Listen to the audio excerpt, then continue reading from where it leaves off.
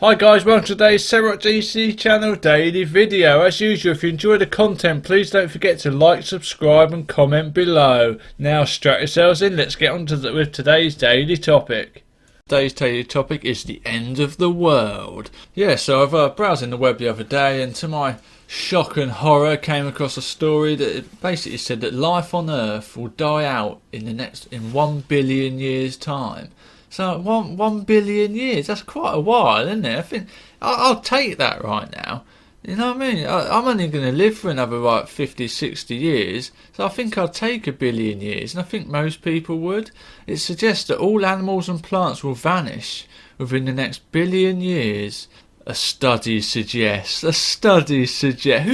Firstly, who's in this study? Who are the people that are researching this topic? It's probably not the easiest topic to sort out, is it? Oh, what's the topic for today? Yeah, we're just going to come up with when we reckon the Earth's going to die out. Oh, right, okay, so it's nothing too serious then. Let's get cracking on that one. Are these people qualified? I know it says they're experts and stuff like that, but who says they're an expert? I want people to give these people some tests or something. They should do one of them IQ tests or something to decide if they are experts and what are their qualifications in the field of the Earth ending.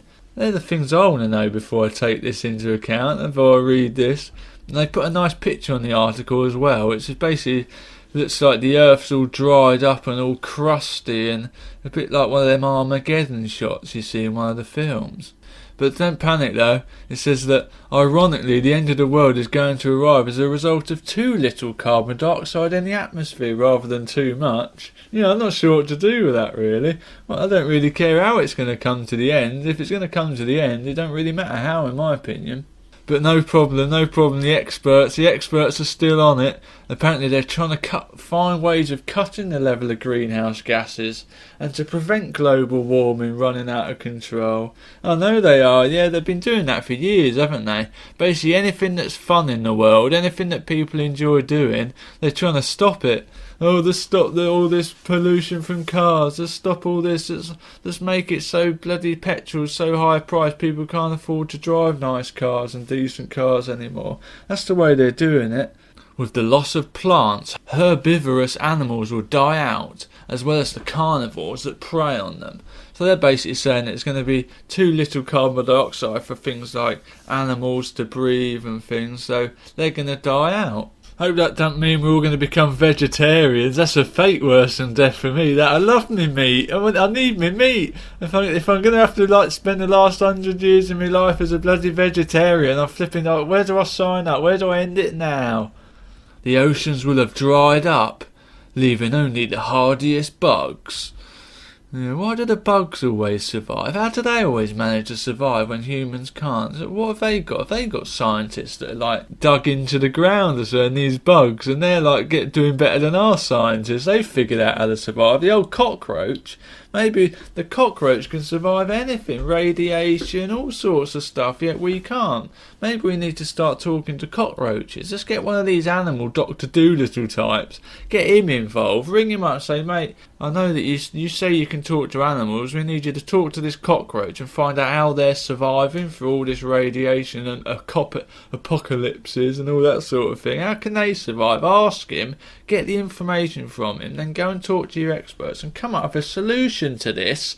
This isn't the sort of thing we want to muck around on. This is the human race dying out. So earn your money, get out there and flipping find a solution. That's what we should say to these people. We get a bit of an easy ride a lot of the time. All their stuff says a study suggests or research has shown, but no one ever gets back to these people, do they? We should write down everything they come up with for the next 50 years and say, right, when's this going to happen? So if it's going to happen in 10 years' time, we should look ahead and say, right, when 10 years comes, say, well, you said this was going to happen, you're wrong, you're going to pay some consequences for this. We don't know what they are yet, but you're gonna pay, because basically you panicked us. We had to make changes that never needed to be made because you said this. You're wrong, you're not an expert, get back to uni, study some more.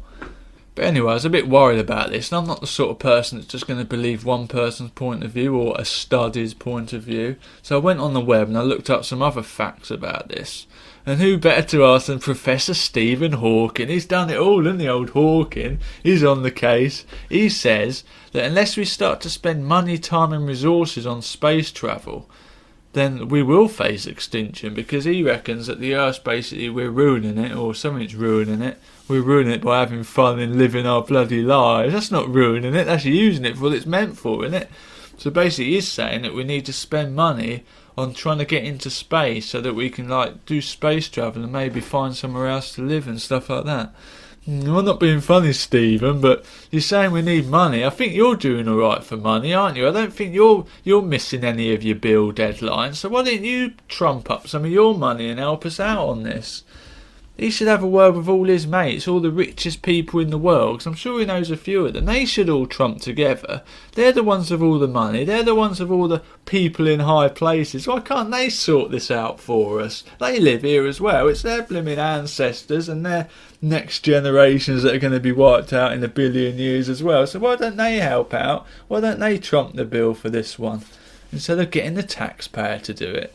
Don't even start me on their bloody taxes. How much they're paying ain't enough, I can tell you that much. So that's Hawkins' opinion on it. So now I'm going to get some other opinions on what can we do. Just try and sort this out now. What can we do to stop this happening?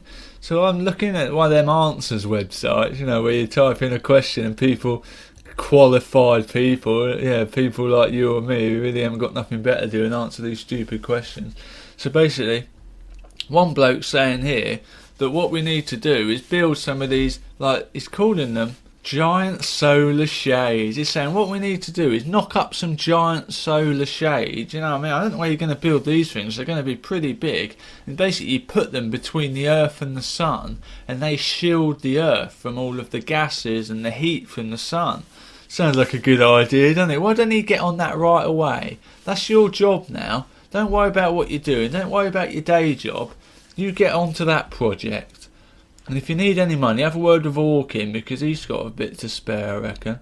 But he's also saying that by the time that we're in trouble, he says that we're going to evolve so much and we're going to be so intelligent and clever that it won't be a problem. So we're just going to live somewhere else. We just up sticks and move like a cat when he ain't happy at home. He's also suggesting here as well, so he's got more than one idea. He's putting his tuppence worth in. That what we need to do is we need to get some stuff into space. We need to send an asteroid up into orbit between Earth and Jupiter, of all things. So get an asteroid up into orbit between Earth and Jupiter, and over the next 1,000,000 years, this asteroid will pull Earth into a safer place where it's further from the Sun. Well, that's a good idea, isn't it? That sounds like another straightforward solution. So over the next 1,000,000 years as well, who's going to maintain this thing? What about global war? Surely that's going to mess up our planet, isn't it, in the way it works, moving it out of orbit and stuff. Has he thought this through? I don't reckon he's thought this through. I reckon he needs to sit down and get some experts and think this through before he starts saying stuff like that. Where'd you get a bloody asteroid from? It's not the sort of thing you go down the car boot on a Sunday and get, is it? It's like, yeah, let's just get an asteroid. Alright, well, you find us an asteroid. You go on bloody eBay or something, or one of these other auction sites, and you find us an asteroid. That's the problem to start. How big does this asteroid need to be? It's just going to have to be pretty big, maybe bigger than the Earth. So you go and harpoon us one of them bad boys, and then we'll get back and we'll have a serious chat about your solution. Okay, so some other, you'd probably call them non-experts, have also voiced their opinions on this matter. They've obviously been researching it, and they think they're qualified to tell us how long the human race is going to survive. A lot of people, like AJ for example, thinks that we're going to live for another 5 million years. But she reckons after that the Earth's going to be vaporised.